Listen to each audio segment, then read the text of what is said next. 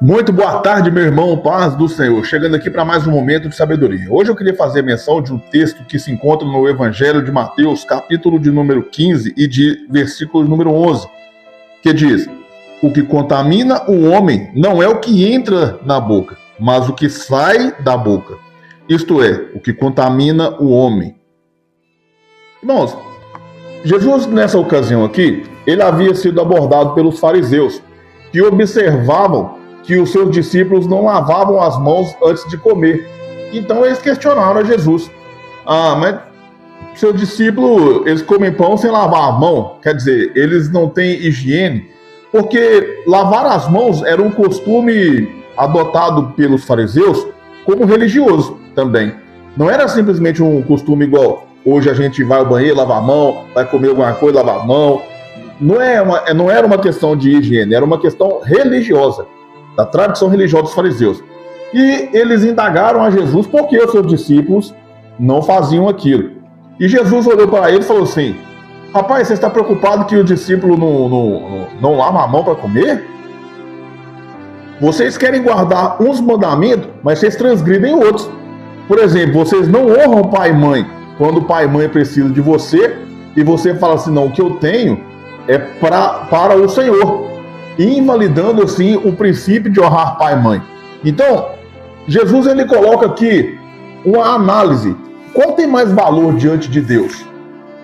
Um simples lavar de mãos, que é um costume de higiene, ou uma conduta cristã verdadeira de absorver um princípio bíblico de honrar pai e mãe, por exemplo?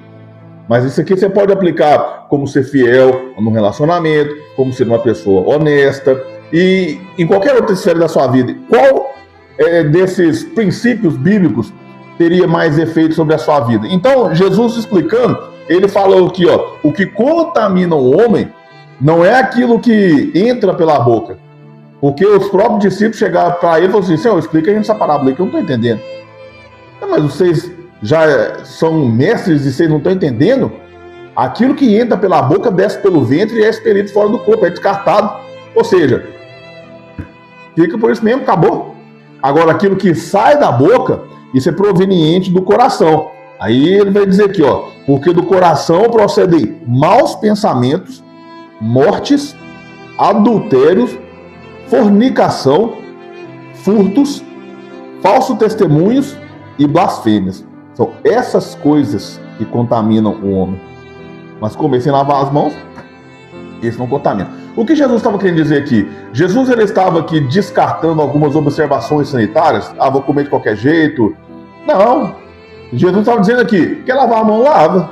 Agora, se você não quer lavar a mão, isso não vai te condenar ao inferno. Isso não vai mudar a sua vida, espiritualmente falando.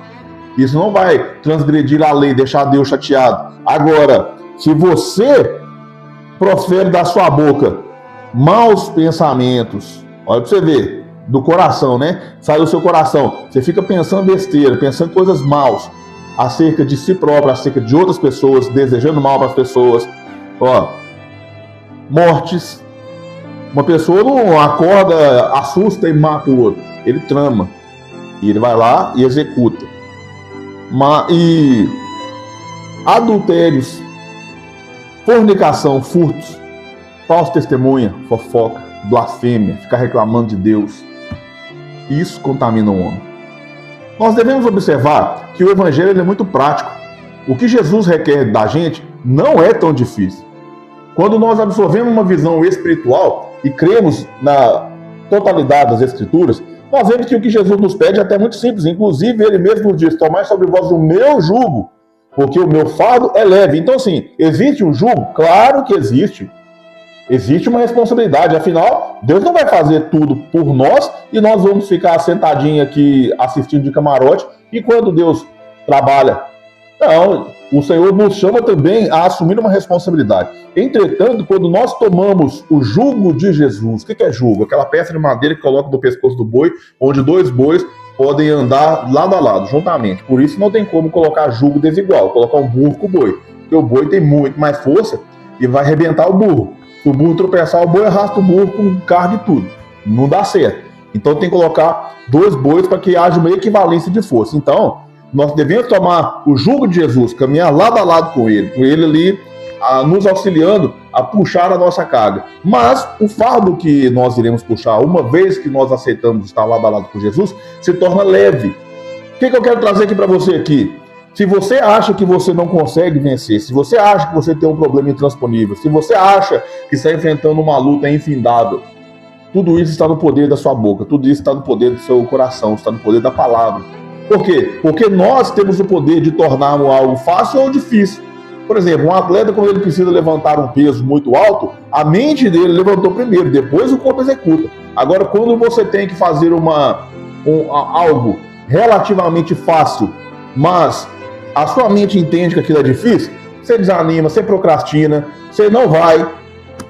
Então, tudo começa no coração, tudo começa na mente. Aquilo que nós fazemos com pequenas práticas, lavar a mão, usa uma calça ou não usa uma calça, usa saia, usa um brinco, usa maquiagem ou não usa, isso aí pouco tem proveito para o reino de Deus. Agora, o seu coração perdoa? O seu coração ele tem coragem de pedir perdão? O seu coração tem coragem de sustentar a verdade independente das consequências? O seu coração deseja mal para outras pessoas? O seu coração deseja a mulher do próximo? Você está entendendo? São essas coisas que fazem com que nós tenhamos uma vida longe de Deus e muito aquém do propósito que Ele tem para nós. A vida é feita de ciclos. Nós passamos por alguns ciclos que terminam e nós precisamos pôr um ponto final nele. Porque se nós ficarmos presos em um ciclo, o novo ciclo não conseguirá entrar na nossa vida. Então, por mais que doa, por mais que tenha lembranças, que nós venhamos querer permanecer em alguns ciclos, é necessário nós encerrarmos, colocarmos um ponto final e olharmos para o próximo ciclo. A Bíblia diz assim: aquele que entra no campo e lança a mão do arado não é digno. Quer dizer, quem olha para trás, eu peguei o arado aqui, ó, tô trabalhando, tô arando a terra, andando para frente, para frente, para frente. Aí eu vou voltar para trás, ficar olhando para trás, não é digno. Olhe para frente, olhe para Jesus. Não permita que você seja contaminado por desejo do seu coração. Egoísmo, inveja, angústia. Embora a angústia, nós temos que repreender ela, porque nós não produzimos angústia. Ela vem bater a porta, mas nós temos a opção de, através da renovação da mente, repreendê-la.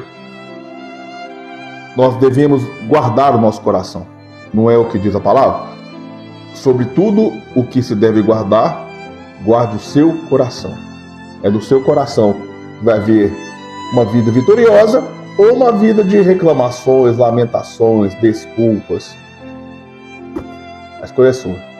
Esse foi o nosso momento de sabedoria. Eu espero que Deus tenha falado com você. Uma boa tarde, a paz do Senhor.